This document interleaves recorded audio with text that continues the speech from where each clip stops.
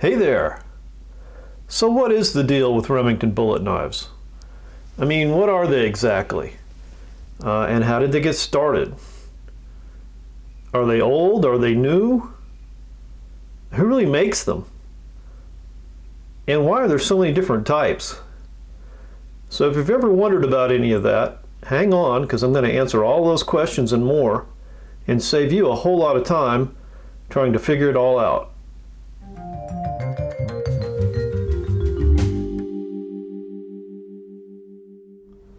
Okay, Remington bullet knives. What are they exactly and how did they get started? Well, Remington Arms Company, Remington UMC, came out of World War I with a lot of excess industrial capacity. So they started making a lot of different things other than guns. They made typewriters and they went into the pocket knife business. And they went into the pocket knife business in a big way. They built this big plant in Bridgeport, Connecticut.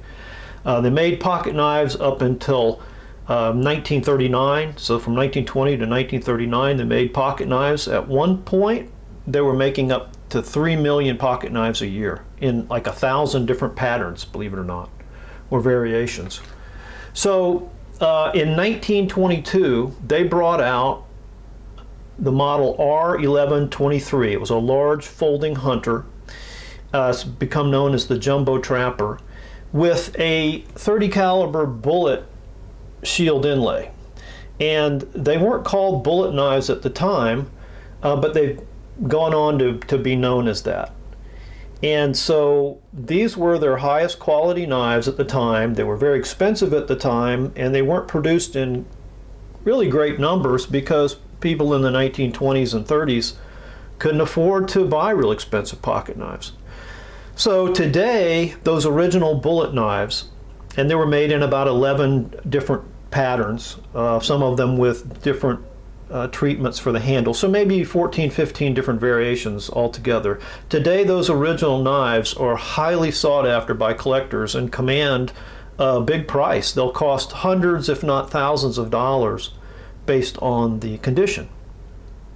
Well, fast forward to 1982, Remington re-enters the pocket knife market with the introduction of a reproduction of the first bullet knife, the R1123, but they didn't make it themselves. Instead, they contracted with Camillus out of New York. And since that time, Remington, the company, has used somebody to bring out a new bullet knife every single year. So that's 38 years, based again on originally 11 different patterns. So they've introduced new patterns and they've kind of created some knives and put handle covers that were never on there, things like that, just to come up with a variation. So that's why there's so many different types. And who makes all those knives? Well, it's been a series of people or companies. They started originally with Camillus, as I said, in '82.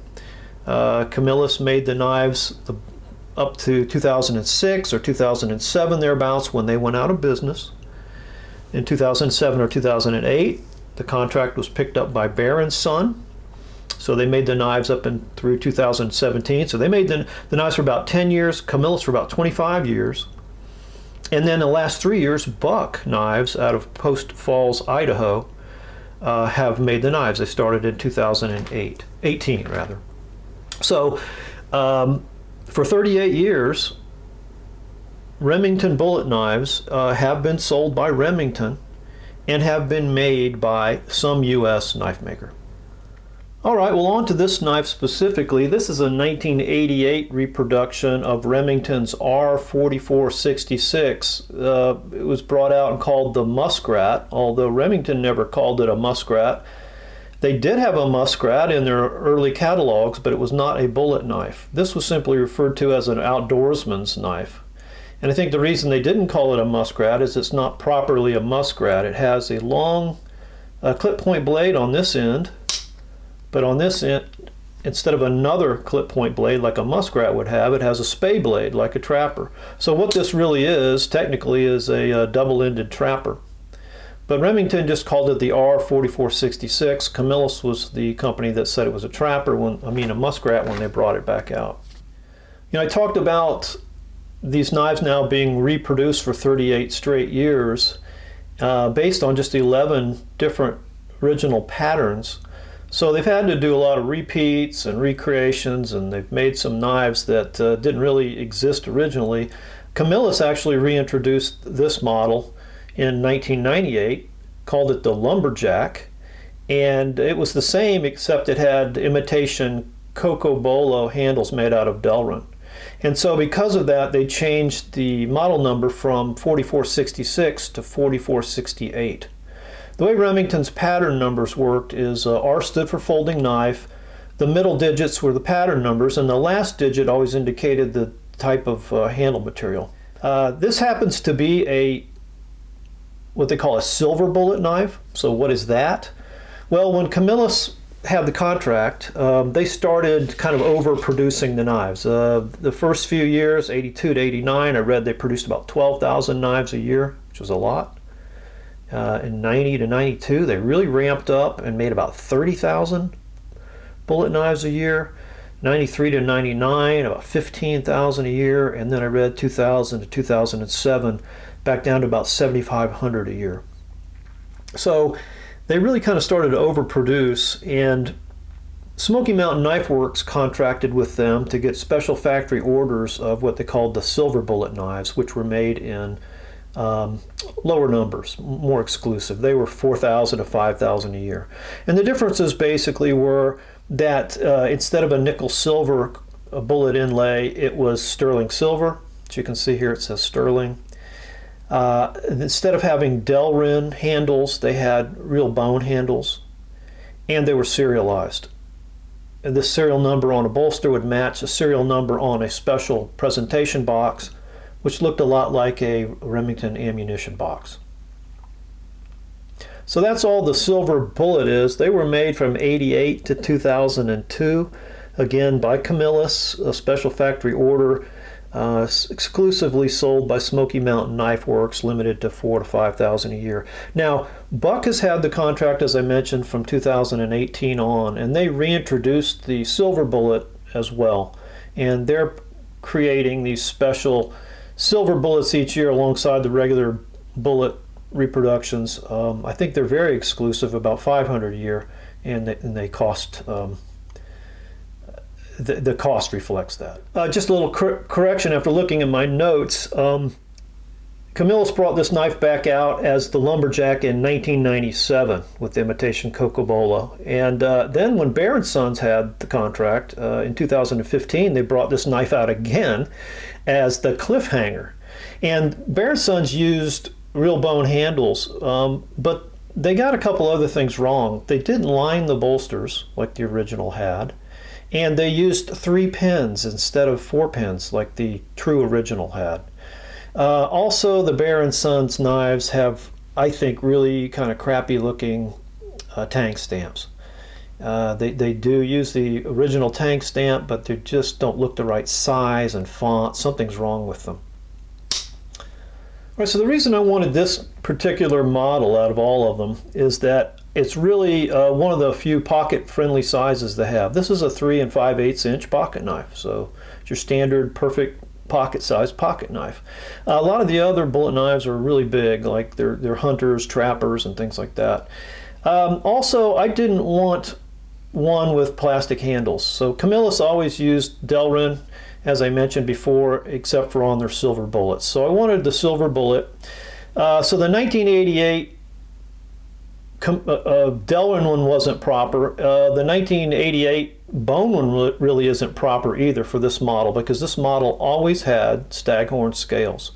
But I like the natural material, and they did a great job with it. So I bought this knife pretty cheaply for less than half, maybe a third of what you see them usually going for on eBay and different knife sales sites, because it didn't have the box or papers. So everybody buys these, they want the box and papers, and usually they're mint because they never take them out of the box. I actually wanted one that would fit in my pocket that I could carry, because I just really wanted a reproduction of a bullet knife, one that I could carry and wouldn't be scared of using. So this knife fits the bill for me perfectly. And I got a great one. I want to just show you the build of this knife. It's very tight. There are no edges or high pins or snags to be felt. This pin here is spun, the center pin, but the other cover pins, are ground into a very deeply jigged handle, and they just did a great job with it. The shield is nice and smooth. They got all the details right. 4 pins, lined bolsters, it's exactly the same size as the original 4466. The blades are exactly the same. The stampings are all exactly the same as the original. There you can see the Remington UMC inside a circle with Made in USA. Just like the original, there's the model number on the back. Also, just like the original, Spay blade has the maker's tang stamp. And then, in addition to the original, or unlike the original, on this side they've put the year of the reproduction, which I think is just brilliant because it lets you know exactly what year reproduction this is, and it also lets maybe people that aren't quite as in the know that it's a reproduction. It's not an original. They won't be fooled. It's not a counterfeit. I just really love the bone handles on this. The jigging is just great. Instead of like a peach seed or something, these are done, I think, to kind of look like staghorn. The action on this knife is really good too. I think the spring tension's just perfect. It does have half stops. I don't know if I've mentioned this, I can't remember, but it has the original blade etching, Remington trademark. So just a pretty true reproduction of the original. Here's the Spay blade. Half stop again. There's only one flaw that I can find in this knife. You can't see it from that side, but from this side there's just a little flaw in the edge there, right at the tip. But otherwise, it's just a great looking knife. Should be very handy. You got your sticking blade and your skinning blade, but those will serve different purposes. And again, just really good action. Blade centering, it's not great. It's fair, but nothing's rubbing. So all in all, I'm really happy with that. But I just show you that model because I wanted to talk about Remington bullet knives in general, what they are, where they came from, are they old, are they new, why are there so many, who makes them? And so I hope I've been able to answer those questions, and I hope you found that helpful. If you're trying to research this kind of thing, it should have saved you a whole lot of time, I think. And as always, thanks for watching.